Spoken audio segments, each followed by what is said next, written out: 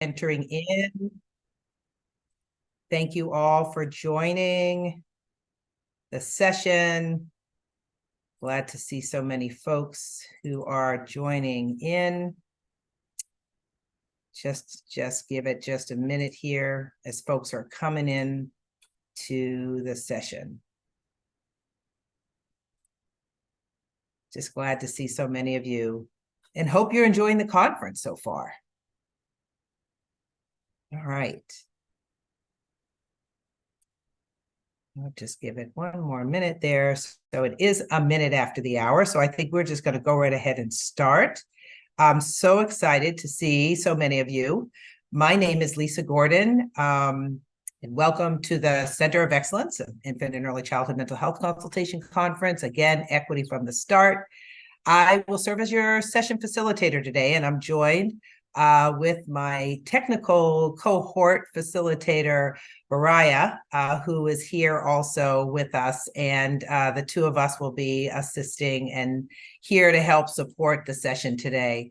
This session, just to let you know, is being recorded, and the transcript is available through the Zoom platform. So you should have, should you have any questions, you can feel free to relay your questions in the chat, and we will try to help answer those for you.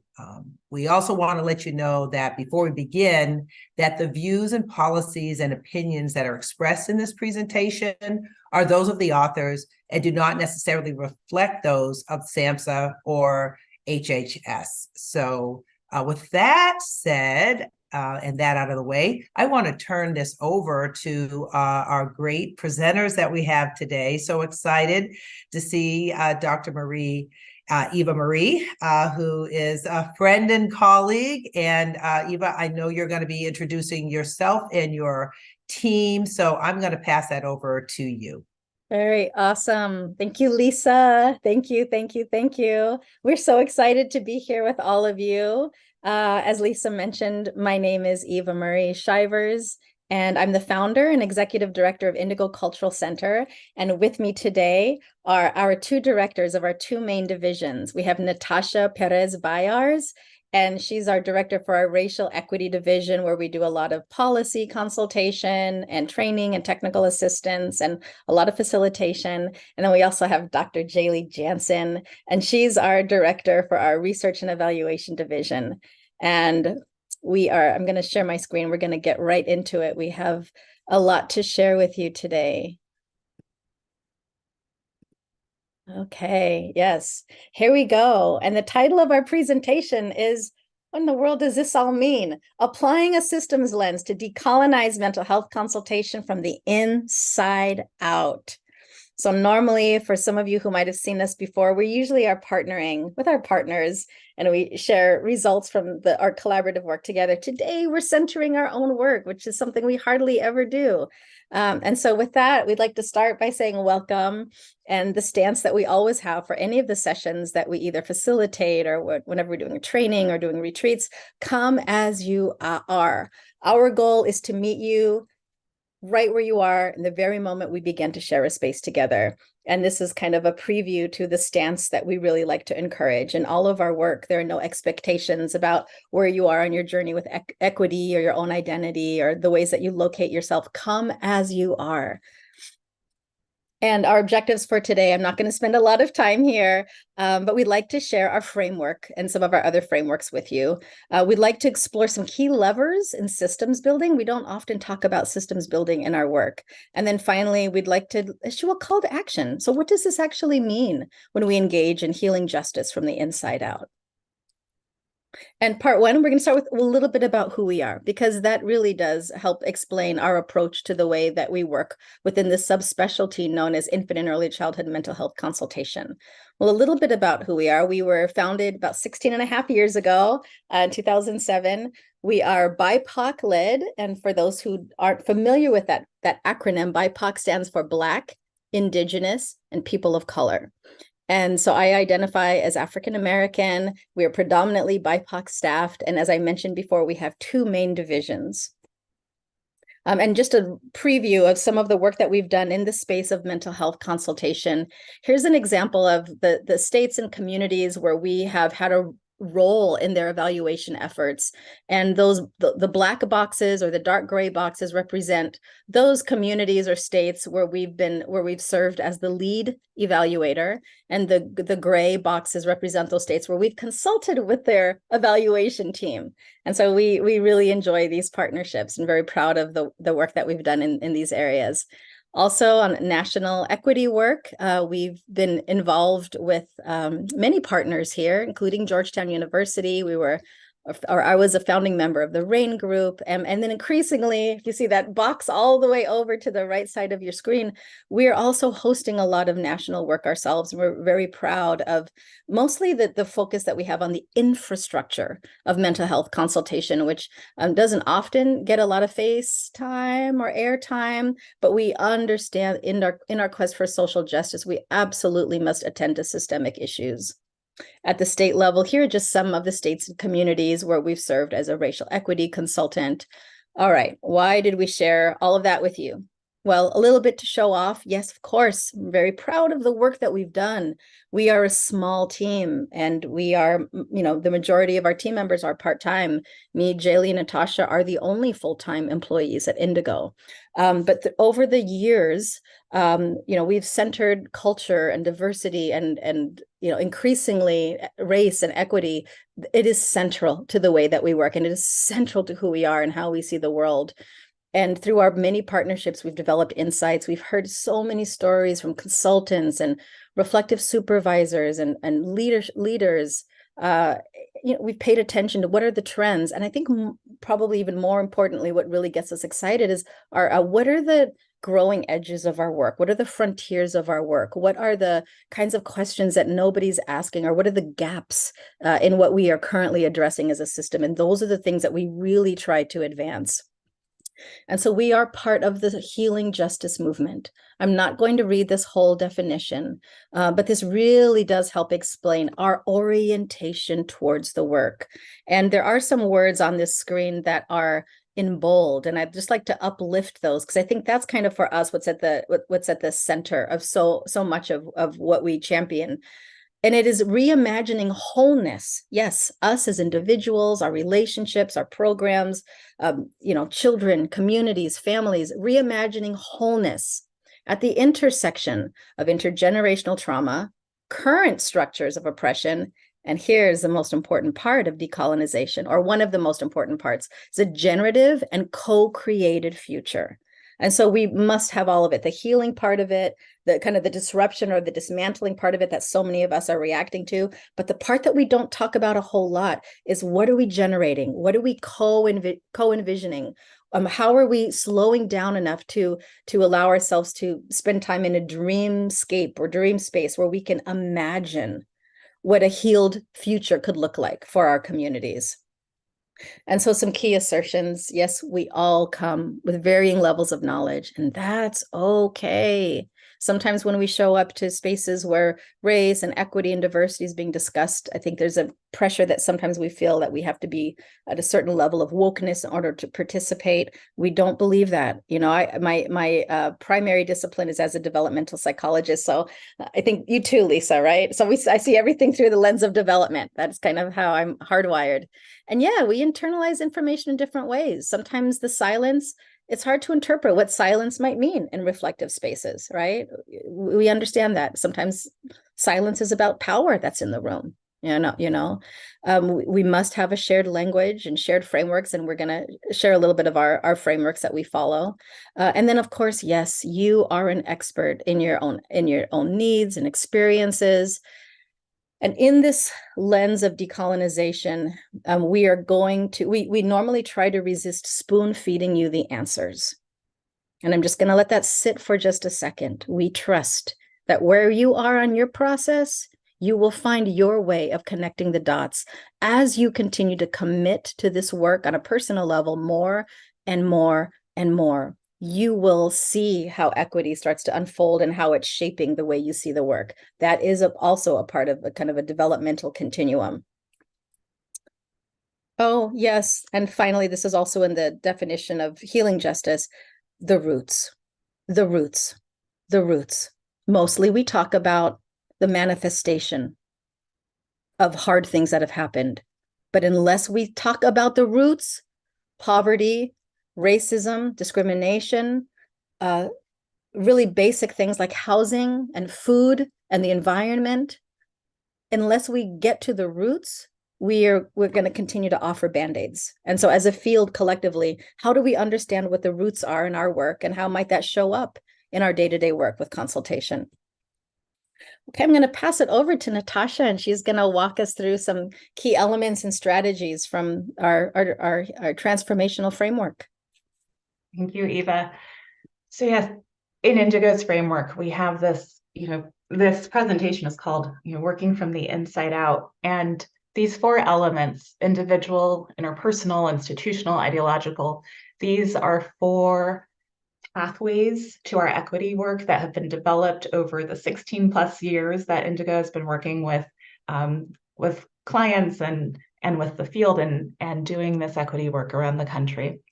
And one of the things I want to name about this, I'm going to go through each one and just briefly mention them.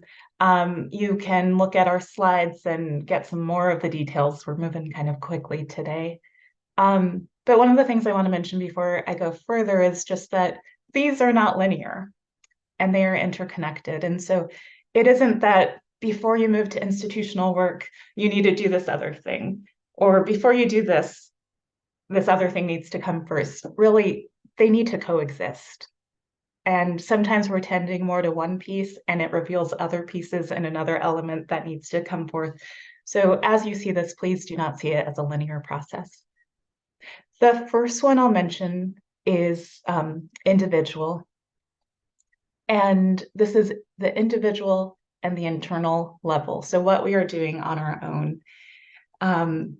You might have heard the phrase, the inner work of racial justice, or the inner work of social justice.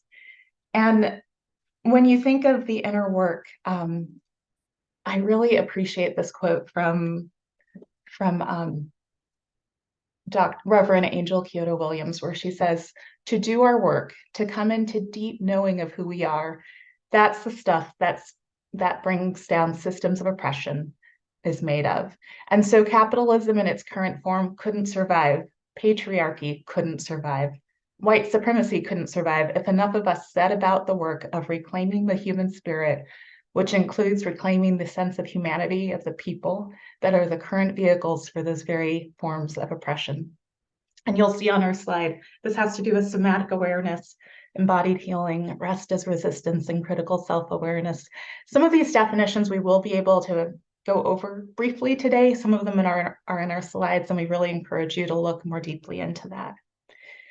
The next level of our work is at the interpersonal or intergroup level. And sometimes for some, this might be what's a little more similar or familiar in our anti-racism work or in our social justice work. It's how we talk to and relate with one another, how we gather intentionally to build community around healing and practicing our social justice work and failing, communities that are safe enough and courageous enough where we can fail together and lift one another up in that work. And that we're doing this with others. So again, there's our individual work, there's our interpersonal work. And now I'm going to move us to the next part of our framework, which is the institutional and organizational level. And this is understanding and searching out the historical and systemic patterns that have contributed to inequities, to oppression, and the capacity of our organizations to really mobilize, advocate, organize to address inequities. And one of, sometimes when we're doing work, there can be so much pressure of, in our one-on-one relationships and our one-on-one interactions, we need to change our ways of being. We need to be more equitable. We need to value individuals and communities more. And then there's that step back to, what are we doing on an organizational level? Does it look the same way that we're encouraging practitioners and professionals and supervisors to do in their individual or interactions? Is that showing up on who our boards are? Is it showing up in the way we're engaging communities to help design our systems and our programs and get feedback from that, of who is at the table from the get-go versus who just gets to comment on something at the end of a process? So this is our institutional and organizational level. And looking at the time, let's move to our ideological level. And you'll see here definitions, frameworks, worldviews. Think of this, the way I think of it is the evolving concepts and frameworks and terms and ideas that we are collectively using in our healing justice work, and deepening our understanding and practice of these. And so, for example, I sometimes think of early in my career, we would talk about cultural competency, and then it was cultural responsiveness, and then the terms change and they evolve, and we learn more. And some of the exercises we would do to help people understand their privilege, we now look at and say, that's not really getting at what we want to be changing in this world. And so as we look at this ideological level, I also want to name that part of it is also holding this knowledge that where we are currently, you heard Eva talking about healing justice. It is such a beautiful framework and term, and the way we're seeing the world and the lenses with which we're doing our work, they are beautiful. And it feels bright where we are now with the knowledge we have now, and holding that along with, we are always growing. We are changing, we are deepening. I often think in metaphors related to gardening and growing of trees and plants, which is something I'm constantly trying to do better at, but also thinking of pruning. Sometimes a thing that we've held on to so tightly, we realize as we go along, we need to prune that some. It's not quite getting where we want to go. So knowing that where we are now is beautiful, we will be in a different place in 5 years, in 10 years, and that is okay, and that is part of this process. So Eva is going to share some of the frameworks of language that are informing our work right now. Thank you so much, Natasha, for explaining our framework very, very quickly, but so effectively. It was really beautiful to hear you do that. Shared language, shared meaning, shared understanding. If you joined the session earlier about reflective supervision, I talked just a little bit about this, but this is big. It might seem kind of boring at face value, like, oh, we're going to go over definitions. Yes, we're going to go over definitions, and we might engage in co-constructing meaning together. At the very least, we're going to offer what we think the word means.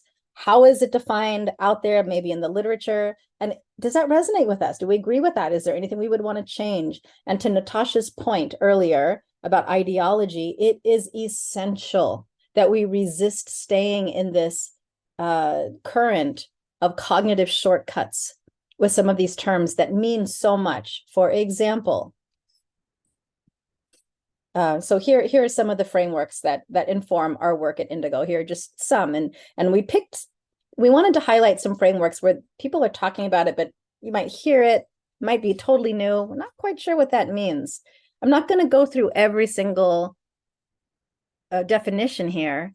We really do encourage you, and this is kind of going back to, we are going to resist the urge to do a lot of spoon feeding, because what we understand is, in order for this process of us to even decolonize ourselves on the inside, we must commit to it in a way where we commit to learning on our own. You might like this definition of decolonization, and this one is kind of like, what is decolonization? And then how must we work to achieve decolonization? You might find other definitions that you like too. Bring them back to your group. What do we think about this? And what the heck does this mean for our work?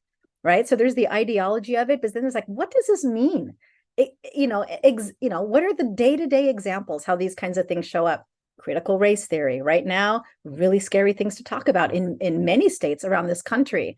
And so let's look at this definition, so it ceases to be this scary thing that lodges in our heart space or in our bellies the moment somebody brings it up. Like, what does this really mean? And when you break it down and look at it, it's like, oh, wait a second. Yeah, we've been doing this for a long time. Or yeah, we do parts of this already. And then people have different opinions about whether they continue to name it in certain public spaces or whether they continue to do it. It is very complicated in many communities right now. Here's some of the tenets on critical race theory, challenging dominant assumptions and commitment to racial justice, centering knowledge, experiences, and realities of people of color is real and valid. Yes, when you break it down, it's like, okay, transdisciplinary perspective, yes. Okay, maybe we are doing critical race theory. Who knew? I think you understand the point that I'm making here. Black liberation is one that we've just started recently lifting up in our work more and more. What does that mean? Well, it is. And you know this, Lisa. You and I talk about this all the time. It is rooted in Black religious thought. It's concerned about history and the historical condition of Black folks. We can't ignore the history of violence and inhumanity. And it also, like multiple truths here, also embraces messages of self-love and deep connection between faith, hope, and liberation. It is almost impossible to disentangle these when we're talking about Black liberation. And the current movement really is more of a secular movement, and it centers embodied experience. So for those of you who are familiar with the book Rest is Resistance, that's an example of work that is rooted in Black liberation theology. And she names it as such, and she gives, there's Trish Hersey, she gives attribution there. Somatic abolition, Resmaa Menakem, my grandmother's hands. This is what that is all about. And for those of us who are understanding the role of trauma in our social justice work, get familiar with this definition as well. And we're not going to spend a lot of time here, but please go back to these definitions and take a look at the sources and where they came from and take it back to your groups. If you were running equity groups or peer-led reflective facilitation moments, take a look at these definitions, practice co-constructing definitions together and see what that does for your unfolding work. And so this next part is really exploring some key levers in our systems building efforts. And we're going to start with some of the work that we're doing at Indigo to kind of give examples of, well, what does it mean to do system buildings, efforts to decolonize? What the heck does that mean? Okay, we're going to give you some examples here. So Natasha, talk to us about what we're doing currently with the workforce diversity and mental health consultation. Yes. You can go to the next slide, Eva. So currently we are working on diversity in the infant early childhood mental health consultation workforce. And as we think of it, we are attending these three strands, but want to name, when we talk about diversity in the workforce, we're thinking of cultural, racial, linguistic diversity, and thinking of it as at all levels, that it's not just the front-facing consultant workforce that we need to diversify. It is also the supervisor workforce, the managerial, the director workforce, just at all levels it is diversifying. And I'm thinking of the presentation earlier where Carmen Rosa talked about Carmen Rosa Noronha spoke about never having had a supervisor who spoke her language, her native language of Spanish previously. And we have so much data from different studies and other things of how once we hired that diverse consultant, that diverse practitioner, the organization they end up being within, the program they end up being within, the experiences they have as an employee is so connected to the workforce diversity at other levels within the system. Now, as far as our three strands, as we look at this workforce diversity, we know we have a workforce that is largely white, largely female, very committed to the work of early childhood mental health consultation. And part of our focus needs to be on how do we support and equip the current workforce to better lead with equity in their roles, to better understand the cultures that they are working with, to better understand how their own work has elements that is steeped in white supremacy culture and needs to be unlearned and undone and decolonized. So how do we support and equip the current workforce we have? Again, mostly white and female, with some diversity, but how do we focus on that, continuing to equip them? Secondly, how do we explore and pursue possibilities to expand the current workforce? There's a lot of low-hanging fruit out there that if we would just, reach up a little or a little out, we could get to. And this might include diversifying diversifying discipline of consultants that we are considering if our systems allow that. Sometimes we are overlooking really easy solutions. So that is our second strand that we tend to. And the third one is building the workforce for the future. And in this, it is what pathways, if we were to build and support and tend, could we then 10 years from now have a very different workforce that we're working with, where we are not struggling to find diversity or struggling to find linguistic match, but where it is there because we've been working on it. Eva, you can switch to the next one. Or actually, sorry, go back one. I do want to name some of the things that we're doing. We have our learning table that we're doing. So this is an infant early childhood mental health consultation, diversity in the workforce learning table, where we are gathering 17 different state teams who are coming together to talk about these three strands and talk about what they're doing and how can they lean in courageously and learn from one another to support this, and also to realize this is an issue that is affecting systems across the country. So often we can feel isolated in the challenges that we're facing, but that, like, remembering that we're not alone, and that when you find those collaborators and co-conspirators who are ready to, like, push system boundaries and ready to think expansively, and who can say, you know what, this worked here, these were our challenges here. You might realize, like, some of the factors of your system look really different than the factors of a different system. But in that, being able to speak the unspeakable, as has been mentioned in other sessions, of what's working, what's not working, this is something that can really support those three strands. And the other thing that we're really working on right now in the equity division is our workforce scan. And in that one, we have sent out surveys to multiple states to ask them about who's currently in your workforce. What have you tried to diversify your workforce? What are you willing to try but haven't tried yet? And what kind of flexibility exists in your system to diversify your mental health consultation workforce?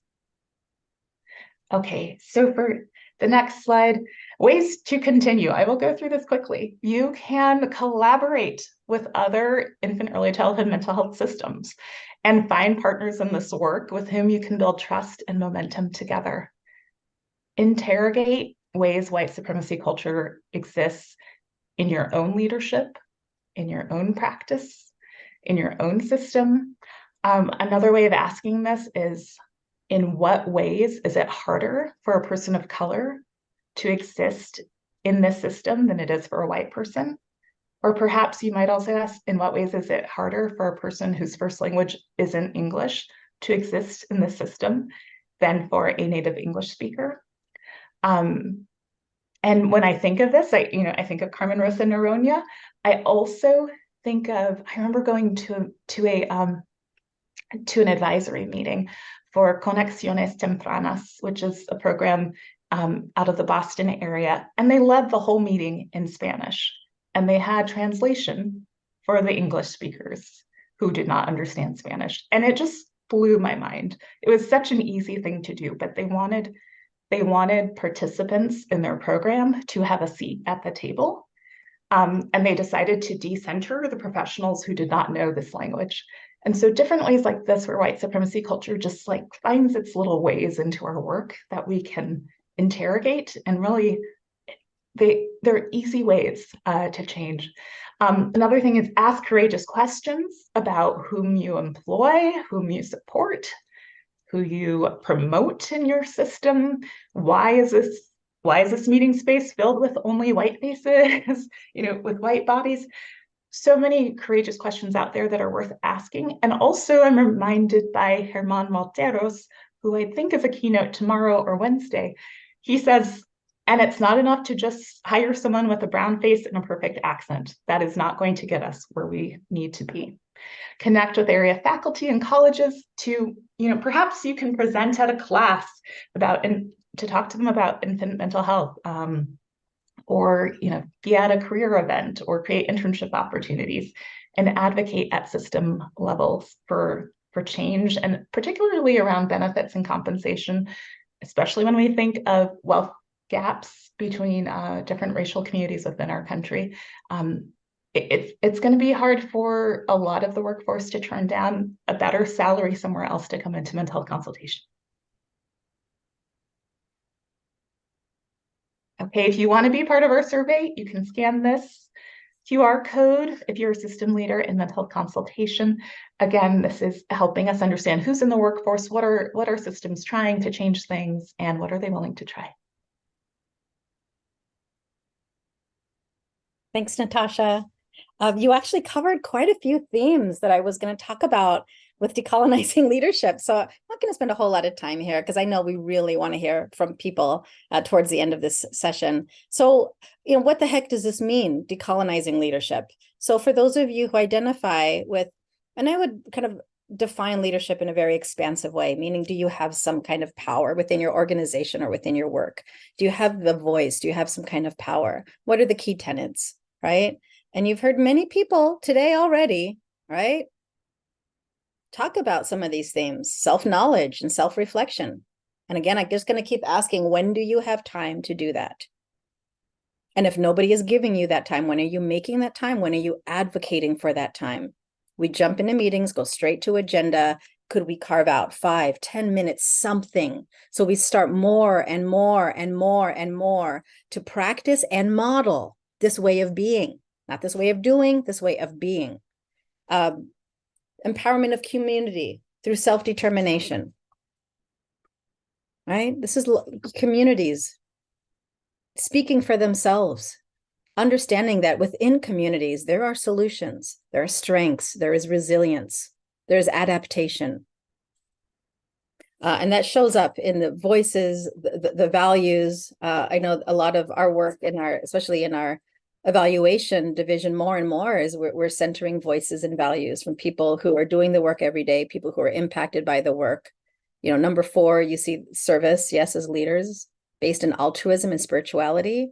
And this is in direct contrast to models that are heavily influenced by white supremacy and capitalist models, where power and economics is always in the middle. What is in the middle of our decision making? And of course, I understand the reality of bottom line and needing to break even and keep your budget going. But what else is guiding those decisions? It can't all be about money and the bottom line. And again, I can't tell you what that means for you in your life and in your work, but these are things that we can trouble and interrogate. And then finally, approaching collectivism through inclusive communication, right? Inclusive language, recognizing when power is in the room, even if you are power, naming it and recognizing it. Our subjective experiences absolutely inform how we communicate. How aware are we of that? Who's in our room who's in the room when decisions are being made, and who's not in the room when decisions are being made? These are all examples. And, and some of, through our equity division, we have worked directly and explicitly with leaders of mental health consultation systems. And some of those communities include like the state of Illinois and Maryland, Miami, the community of Miami, Michigan. As Natasha mentioned, we are currently hosting our community. I don't know that you did mention this, Natasha, but we are currently hosting a community of practice for equity leaders in mental health consultation. And then through our evaluation work, we have such a strong social justice lens. We inevitably end up talking a lot to the leaders and supervisors in those initiatives about social justice and equity. So this is a big part of the work that we do, either very explicitly or it just kind of gets integrated into our other projects. And Natasha, I'll turn it back over to talk about our exciting history project. Yes, thank you. So this is a project I love, and I need to keep this short. But our infant mental health history project, and we are so centered and inspired by the Sankofa symbol from the Akan people of West Africa, reminding us it's this bird turning back to retrieve an egg on its back. And it's been translated loosely to go back and get it, that the things from the past are important and we need to pause and turn back and get it. And so we know that in infant mental health, commonly the telling of the history of our field has been centered on white theories and white practitioners, and often on infant parent dyads, particularly mother infant dyads. And often untold and less centered are the contributions of professionals of color, of theorists of color, of communities of color that have been taking care of their communities, themselves, their families, and their children for generations. And so we are engaging in this beautiful project with a steering collective to help us, pause and retrieve some of those lessons, and to think about, like, what stories have we not illuminated within the field of infant mental health? What did our ancestors teach us? What community wisdom has gone overlooked? And what could our field look like if we paused, retrieved those lessons, that wisdom, and lifted it up for the broader field? And Eva, you can go to the next slide. This is one, this image is one that just, inspires us as we think of what are the stories out there that we can illuminate. And we know that we can't capture them all. We know that even if we were to work on this project for 5 years, we would still be just scratching the surface. Eva, you can go to the next one. And so as we think of what you can do, again, in that transformation from the inside out, some of the things you can do: one, learn from and cite, and I will add invite, BIPOC writers, theorists, community level activists who are focused on factors that support strong communities, families, and early relationships. And often they will not have the label of infant mental health on them. And yet they are addressing factors that support early relationships. And so some things I'll mention are granny midwives from the Southeast. You can look into that. Oh, Christina Shea this morning from RAMS talking about the work in San Francisco with the Chinese community. Here in Arizona, we have this beautiful organization called the Siwa Patli Collective that I try to just lift up anytime I can, and they work on food justice, and they work on cultural revitalization, and they work on doula care, and like so many other things. And yes, and it all matters for infant mental health. Reflect on non-dominant bodies of knowledge and wisdom. This is infant mental health tenet number 4. And I also, and in this, there's also think about the joy and the resilience. And I think of Don Yazzie and how much I've learned from how she talks about how so much of this wisdom has been there for generations, and some of it was interrupted by historical trauma. And yet in our healing, we can again reach back and get it. And then lastly, contribute to our project and spread the word. I mean, these are just 3 things. This is not the last thing you could do, but out of the 3 on the list, our project is still in its early phases, but please, get on our mailing list. Please be in touch. We will want recommendations on who we should be interviewing. Our vision is we will have a library of videos of people we've interviewed and stories we've told. And so whether you know someone who should be interviewed when we think of the history of early relational support, or if you yourself would like to be interviewed, please stay in touch. Oh, thank you, Natasha. So great. We're going to turn it over to Jaylee Jansen, talking about evaluation. Hello. So I'm glad we organize it in this way. We do want to be mindful of getting time to speak and hear from you all. But I will just kind of preview our evaluation division briefly. But it's the thing we've been doing for probably the longest amount of time. And when I say we, I mainly mean Eva has been doing for a long amount of time. And it's the way through which we have gotten to know so many consultants and so many initiatives across the US, some of which I see are on our screen today. So it's lovely to see you all. That being said, I want to, before we dive in, just say that as we detail our approach to evaluation, the frameworks we use, and the considerations for equity that we try to infuse in every single step, this process is emergent for us here at Indigo. And so we're never going to get to the point where we're sitting here at the COE conference saying, this is how we do equity, we're done. This is the framework and it's finalized. As we continue to deepen into our frameworks, we're always learning more. We learn from our partners every day, every year. With every new partner, we get a new chance to kind of dive deeper or explore new approaches. And we'll kind of highlight that as we go through here.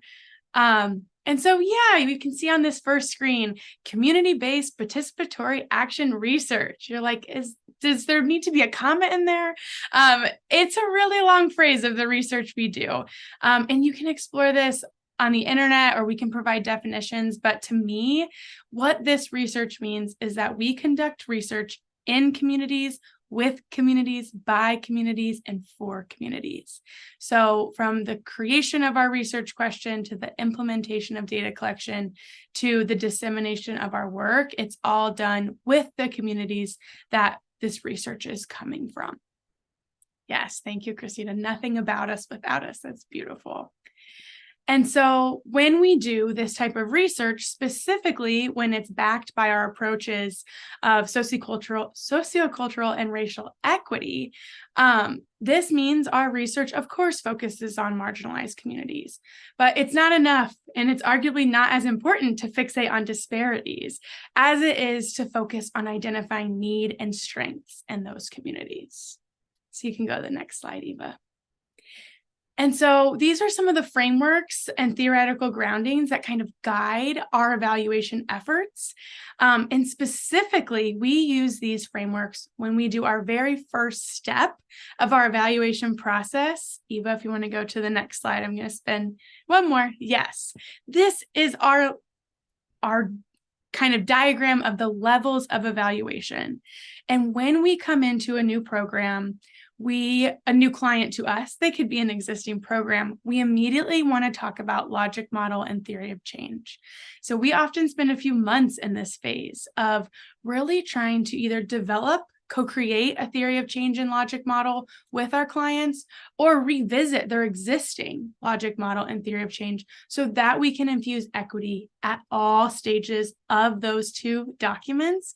Because for evaluation, for me, it's really what guides the creation of research questions and dissemination and analyses. But for our clients, we need to understand the ways in which lived experience, race, identity, language, all of that comes into play when we think about the way mental health consultation creates changes.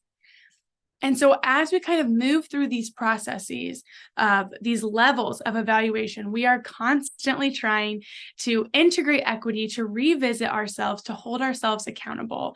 And I know I am at the end of our presentation and running out of time. So I'm going to just pick out a few more of these little boxes to share with you of, well, exactly how do you do that? And so I'm going to pick out creation of research questions because it's one place where we've gotten to kind of grow again, even in just this past week or two. And so in the creation of research questions, we of course ask, for who and by who are these outcomes being experienced? So in what context? Well, to ask that question, you have to collect data about race, about gender, sometimes about ability status. You have to understand who is in the data. But in addition, we ask questions in collaborative groups. And so we always try to include leaders of the initiative, of course, but also including folks from the community to help us to create our research questions, to identify what we want to figure out. And so with our client Seed in New Mexico, a new initiative coming on board, we have gotten the chance to, again, consider multiple perspectives. We were lucky in that their consultant workforce was hired early. And so we've actually gotten to include consultants and mentors, the folks on the ground doing the work in our creation of research questions, which, as Eva has seen over and over again, when we get to include multiple perspectives in these early stages, we ask questions that are more nuanced. For example, with Smart Support in Arizona, we really started looking at, well, what about the consultant workforce might be important when we think about consultee outcomes? And so we started to learn the background characteristics of consultants, who they are, what they bring to the work was really important in understanding when we see those positive changes. And so I think I might be at time here, but I'm just going to quickly do my last slide, which is how we hold this really uncomfortable thing in my body as an evaluator and in our division as evaluators at Indigo. What about decolonization? So there's a lot of tension in our daily work that we are feeding the machine of evidence-based practice. We are feeding the lens of white supremacy, as we know that funders and policymakers want to see quick, qualitative, child-level outcomes, right? And so, we could talk about this for, I think, another whole hour, but we are continually asking ourselves, how can we be in this machine while also pushing up against it? How can we encourage funders? How can we encourage state leaders to be hungry or even just tolerate a more expansive way of knowing that includes things like narrative storytelling and qualitative data? And I'll share some resources in the chat for just how we're doing that, but I'm going to hand it back to Eva so that we can head into our discussion with you all. Oh, thanks, Jaylee. Yeah, it's really hard to take on this topic of decolonization in a little bit of time, but hopefully we gave you just a little bit for you to have some kind of a response or reaction or some reflections about your own work. And I'm going to go through these next slides. We're not going to spend a lot of time here, but we don't talk a lot about the unspoken narrative of who we are collectively as a field, as a program, and so we always encouraging groups to spend time doing this sort of thing. Why are we here? Where are we going? And as Toni Morrison reminds us, yes, narrative. Yes, slowing down for storytelling. Yes, it's not just a great kumbaya moment. It is radical. It creates us as the storytellers. It's the very moment it is being created. It is transformative. This is the work. Listening to the stories, telling the stories, co-generating the stories. It is transformative work.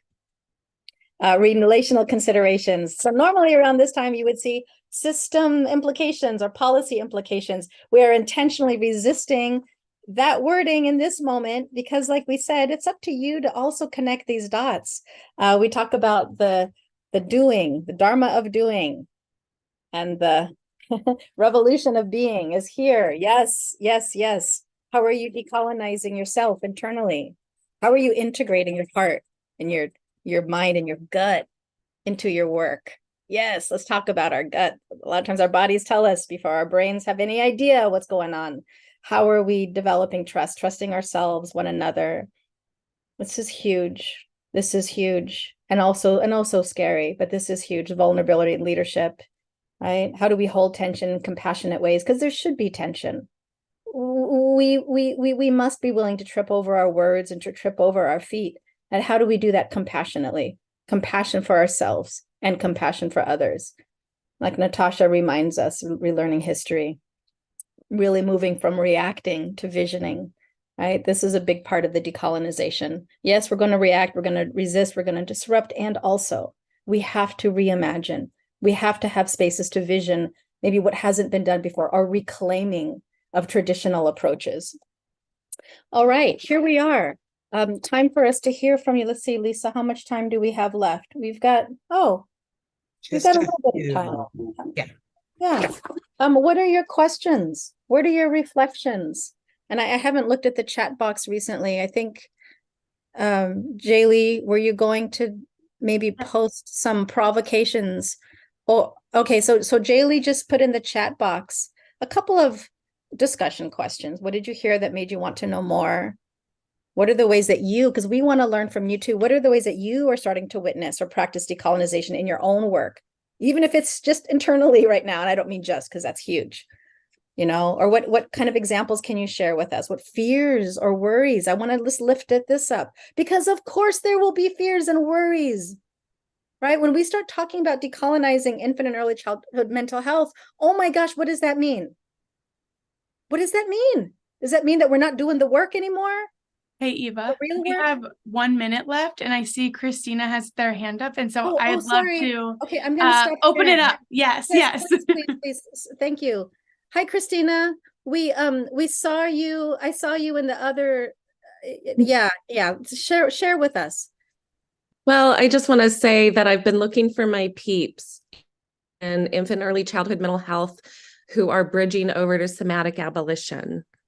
And I just started that process in the past year myself and completed it. And I have been singing the praises of this as a way for those of us in this field. And I can't speak to the BIPOC experience of somatic abolition, so I won't try, but for white bodies, it has been transformative. And I'm looking for the community of people who are doing that and are going to continue doing it. So I just thank you for including I'm so glad you're using it. Yay. Well, there's a lot of synergy with the work that we do, isn't there? There's so much synergy, Christina. Thank you for sharing that with us. And I hope that you join our mailing list at the very least so we can stay in touch and keep sharing with each other, because we need to learn from you too. I just sent you an email, Natasha. Okay, see you. Hi, Khadijah. Thank you, Eva, Jaylee, and Natasha. What a powerful, powerful session. Wish we had more time to continue to engage, but I know we are at time. So want to thank you all for this powerful session. Thank you all for attending, and keep up the good work and enjoy the rest of the conference. Eva, Jaylee, Natasha, any final words? No, just here's our QR code. Join us, please. We want to hear from you. We can't do it without you. Yeah. Email us if you have more questions or thoughts. We love to get in touch with new partners and clients and consultants. So we're here. Thank you all. Thanks, Lisa.